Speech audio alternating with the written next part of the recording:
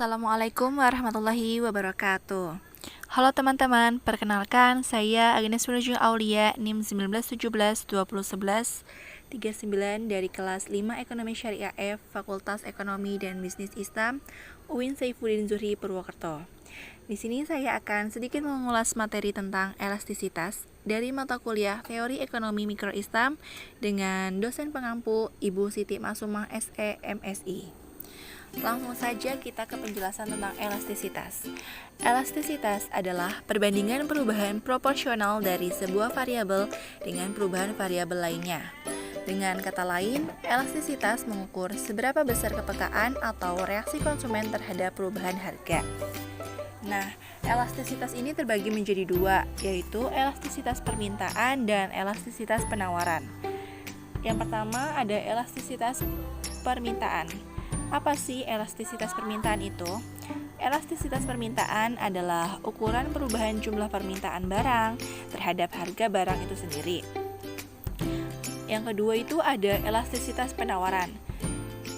Elastisitas penawaran didefinisikan sebagai derajat kepekaan jumlah penawaran suatu barang dengan harga barang itu sendiri. Selanjutnya yaitu jenis elastisitas permintaan. Jenis elastisitas permintaan itu terbagi menjadi 5. Yang pertama ada permintaan elastis atau ED lebih besar dari 1. Permintaan elastis terjadi apabila perubahan permintaan lebih besar dari perubahan harga. E lebih besar dari 1 memiliki arti bahwa perubahan harga diikuti jumlah permintaan dalam jumlah yang lebih besar. Misalnya barang-barang mewah seperti mobil, helikopter. Nah, yang kedua itu ada permintaan inelastis atau ED kurang dari 1. Permintaan inelastis terjadi apabila perubahan harga kurang begitu berpengaruh terhadap perubahan permintaan, atau ED kurang dari 1. Memiliki arti bahwa permintaan harga hanya diikuti perubahan jumlah yang diminta dalam jumlah yang relatif lebih kecil. Misalnya permintaan terhadap beras. Nah, yang ketiga itu ada permintaan elastis unitary atau ED sama dengan 1. Permintaan elastis uniter terjadi apabila perubahan permintaan sebanding dengan perubahan harga. ED sama dengan 1 memiliki arti bahwa perubahan harga diikuti oleh perubahan jumlah permintaan yang sama. Misalnya terhadap barang-barang elektronik seperti TV, kulkas. Nah, yang ketiga ini ada permintaan elastis sempurna. Permintaan inelastis sempurna terjadi apabila perubahan harga tidak berpengaruh terhadap jumlah permintaan. ED sama dengan 0 memiliki arti bahwa perubahan harga sama sekali tidak berpengaruh terhadap jumlah permintaan. Misalnya terhadap permintaan obat-obatan. Nah, yang terakhir yang kelima ini ada permintaan elastis sempurna. Permintaan elastis sempurna terjadi apabila perubahan permintaan tidak memberikan dampak sama sekali terhadap perubahan harga, sehingga kurva akan sejajar dengan sumbu I atau dengan sumbu X. Nah, setelah kita membahas mengenai permintaan jenis-jenisnya, kita sekarang akan membahas tentang jenis-jenis penawaran. Jenis penawaran juga terbagi menjadi 5. Nah, yang pertama itu ada penawaran elastis atau ES lebih besar dari 1.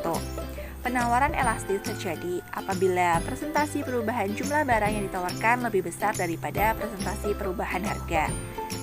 Nah, yang kedua itu ada penawaran inelastis atau ES kurang dari 1.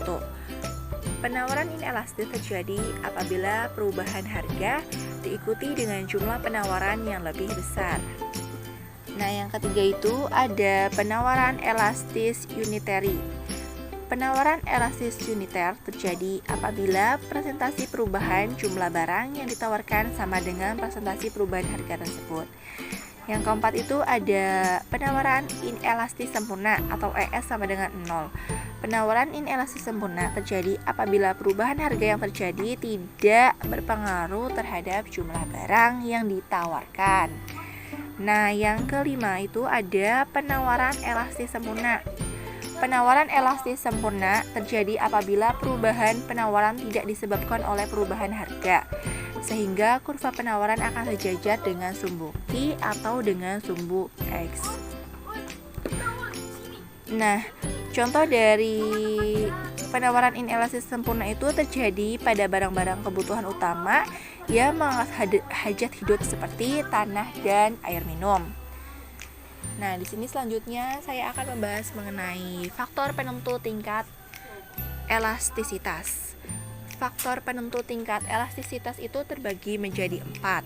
Yang pertama itu ada tingkat substitusi.